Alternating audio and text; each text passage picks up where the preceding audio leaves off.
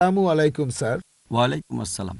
আমার নাম হলো SK রন্দর্নে, deputy engineer, government of Maharashtra, water supply department. আমি একজন অমুসলিম, নন মুসলিম। আমার প্রশ্নটা হলো যে আমাদের এই পৃথিবীতে কেন এত ধর্ম সৃষ্টি হয়েছে?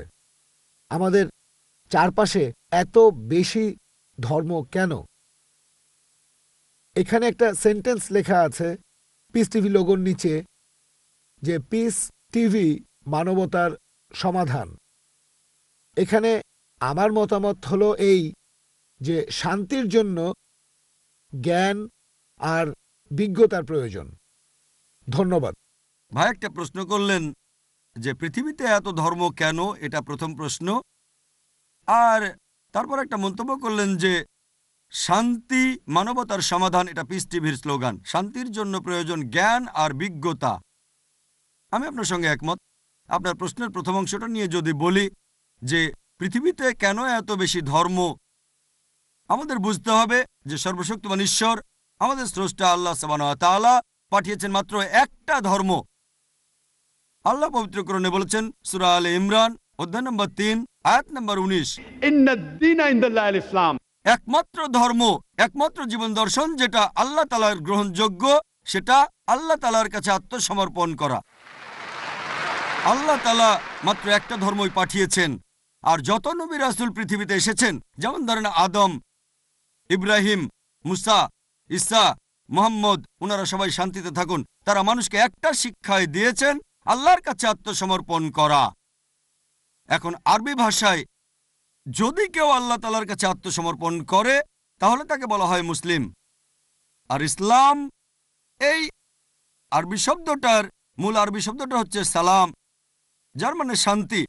এর আরেকটা মূল আরবি শব্দ হচ্ছে সিলম, যার মানে আল্লাহ তাআলার কাছে নিজের ইচ্ছাকে সমর্পণ করা। তাহলে এক কথা ইসলাম মানে আল্লাহ তাআলার কাছে আত্মসমর্পণের মাধ্যমে শান্তি অর্জন করা।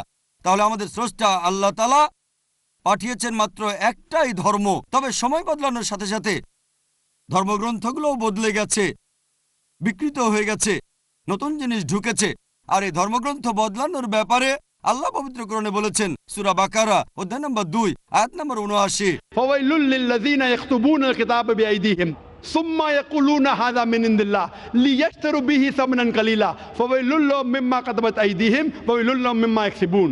দুর্ভোগ তাদের যারা নিজ হাতে কিতাব রচনা করে আর বলে এটা আল্লাহর নিকট হতে। তারা এটা বলে তুচ্ছ মূল্য প্রাপ্তির জন্য। তাদের রচনার জন্য শাস্তি তাদের, যা উপার্জন করে সেজন্য শাস্তি তাদের। আল্লাহ তাআলা পাঠিয়েছেন অনেক আসমানি কিতাব, অনেক ইনস্ট্রাকশন ম্যানুয়াল।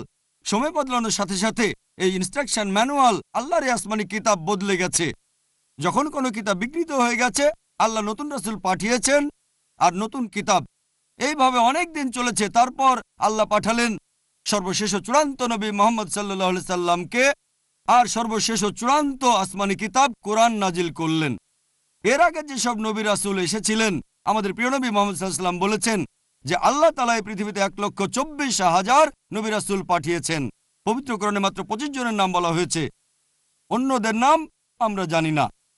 হতে পারে একজন প্রশ্ন করেছিল, আপনি কি মনে করেন, একজন হিন্দু আমাকে এই প্রশ্নটা করেছিল, আপনি কি রামকে আল্লাহর রাসূল বলে মানেন, অথবা শ্রীকৃষ্ণকে কি আল্লাহর রাসূল বলে আপনি মানেন? আমি বলবো, যেহেতু নামটা কোরআন হাদিসে উল্লেখ করা নেই, আমি জানি না। আমি জানি না, হতে পারে রাসূল অথবা নাও হতে পারে, নিশ্চিত করে বলতে পারছি না। তবে এ কথাটা মানতে হবে, যেসব নবী রাসূল এসেছেন নবী মুহাম্মদ সাল্লাল্লাহু আলাইহি সাল্লামের আগে, তারা ছিলেন সেই সময় আর সেখানকার মানুষের জন্য। তাহলে রাম যদি আল্লাহ রাসূল হয়েও থাকেন, যদি কৃষ্ণ আল্লাহ রাসূল হয়েও থাকেন, তারা এসেছিলেন সেখানকার মানুষ আর সেই সময়ের জন্য। বর্তমানে পৃথিবীর সব মানুষ, তারা থাকতে পারে ভারতে অথবা আমেরিকায় বা সৌদি আরবে বা কানাডায় বা ইংল্যান্ডে, পৃথিবীর যে কোনো জায়গায় তারা মানবে সর্বশেষ ও চূড়ান্ত নবী মুহাম্মদ সাল্লাল্লাহু আলাইহি সাল্লামকে এবং সর্বশেষ ও চূড়ান্ত আসমানি কিতাব পবিত্র কোরআন। আল্লাহ আমাদের কথা দিয়েছেন সূরা হিজর অধ্যায় নম্বর 15 আয়াত নম্বর 9, যে আমি কোরআন অবতীর্ণ করেছি, সেটা আমি সংরক্ষণ করব। তাহলে আল্লাহ তাআলা পাঠিয়েছেন মাত্র একটা ধর্ম, সেটা হচ্ছে আল্লাহ তাআলার কাছে আত্মসমর্পণ করা। ইসলাম মানে আল্লাহর কাছে আত্মসমর্পণ করার মাধ্যমে শান্তি অর্জন করা। আর আপনি বললেন জ্ঞান এবং বিজ্ঞতা দিয়ে শান্তি অর্জন করা যায়। হ্যাঁ, কার কাছ থেকে জ্ঞান? সবচেয়ে সেরা কে? আল্লাহ তাআলা, আমাদের স্রষ্টা। কে সবচেয়ে জ্ঞানী? আল হাকিম, তিনি আল্লাহ সুবহানাহু ওয়া তাআলা মহান স্রষ্টা। তাহলে শান্তি অর্জনের সেরা উপায় হচ্ছে সেই জ্ঞান এবং নির্দেশনা মেনে চলা যেটা আমাদের স্রষ্টা আল্লাহ সুবহানাহু ওয়া তাআলা পাঠিয়েছেন। আশা করি উত্তরটা পেয়েছেন। ধন্যবাদ।